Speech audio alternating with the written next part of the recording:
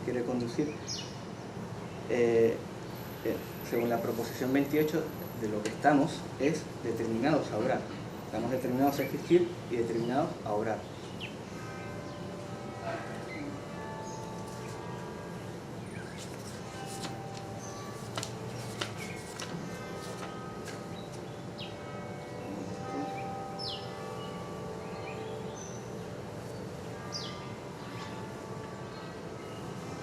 Ad operando, constantemente. Esa proposición 28 que hemos leído, el ser humano no solamente no existe por su sola necesidad, sino que estamos ligados a lo que Dios es. Pero entonces ahí tenemos un problema de tipo importante. Tampoco, en principio, se determina por sí mismo a obrar. Dios es causa libre. Dios es lo único que existe por su sola necesidad y se determina por sí solo a obrar. El primer punto que quiero remarcar aquí es: Dios es, digamos, necesariamente libre. Y por necesariamente libre hemos de entender que solo puede actuar a partir de, digamos, su riqueza, de su plenitud, lo que es. Sigue la definición diciendo, cuando va a contraponer en un lenguaje conocido, libertad, necesidad, necesaria, dice no, en cambio, más bien coaccionada. Aquella cosa que es determinada por otra a existir. Y a obrar según una razón cierta y determinada. Cuando uno va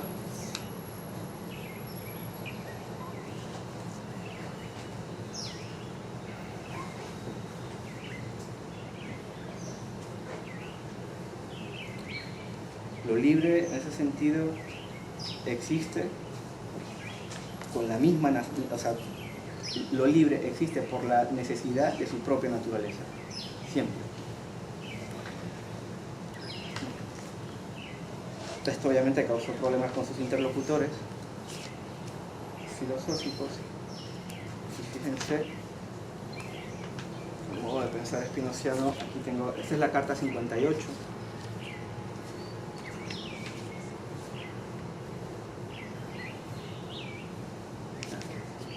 Primero dice en la carta 56 que lo necesario y lo libre sean dos contrarios no es menos absurdo y parece contradecir a la razón, pues nadie puede negar que Dios se conoce a sí mismo y todas las cosas libremente.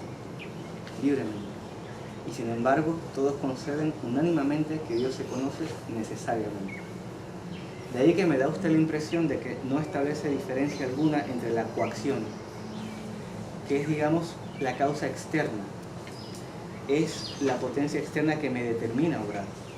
Es justamente de lo que está exento la noción de Dios y a la que el ser humano se ve expuesto, según la proposición 28.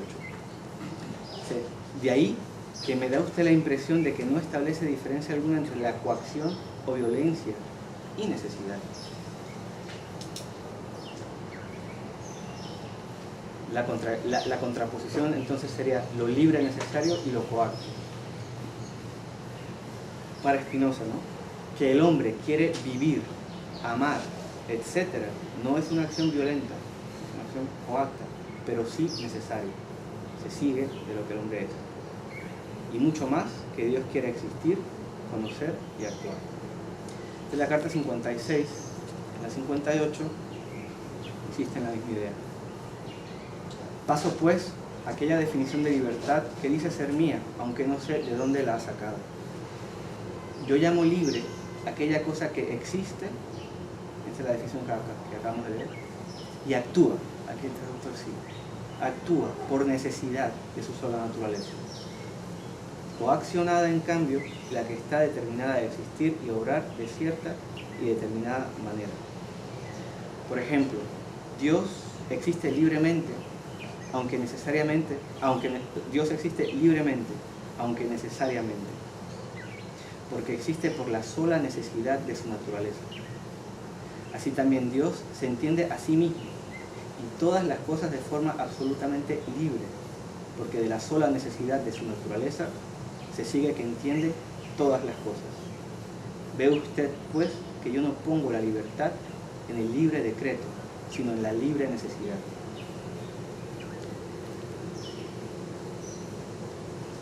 Si el ser humano está determinado a existir, pero también determinado a obrar, hay un llamado a la atención en toda la ética a decirnos aquello que es la causa libre, aquello que es que expresa su potencia de modo infinito, no está desligado de lo que cada modo finito es.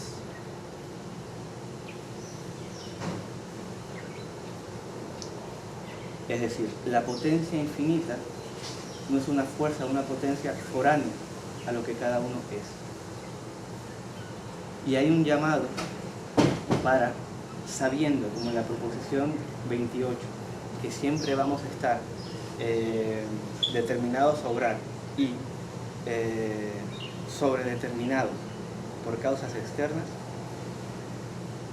hay un trabajo de entender que lo que se expresa a través de mí es la potencia de la naturaleza misma, solo de cierta manera, de un modo preciso, de cierta manera finita. Entonces,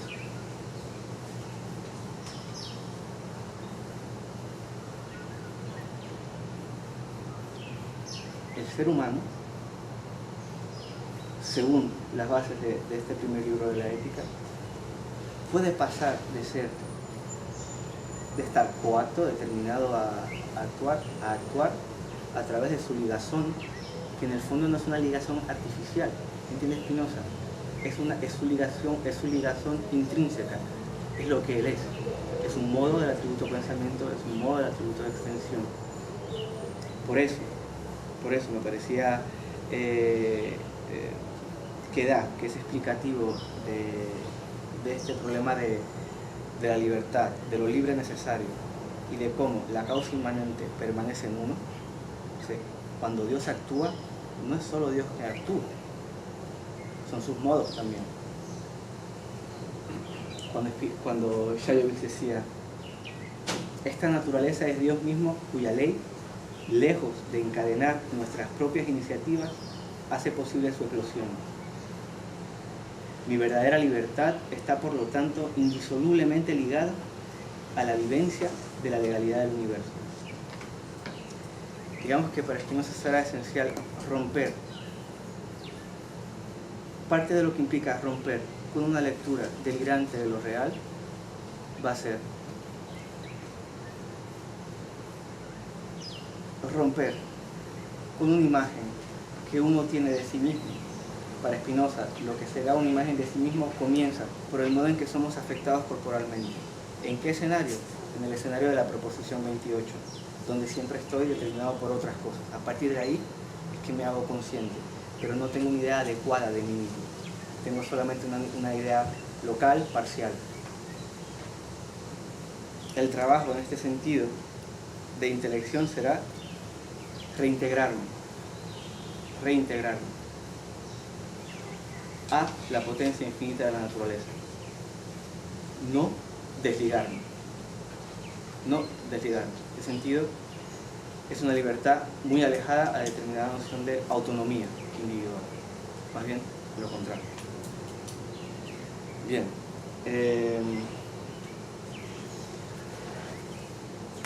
Por último, antes de abrir la conversación, yo quería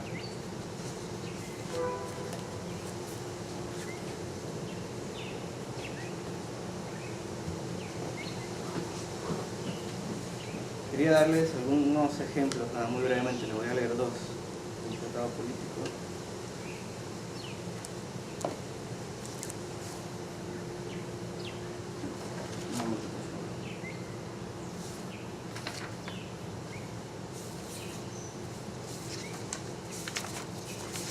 Bien.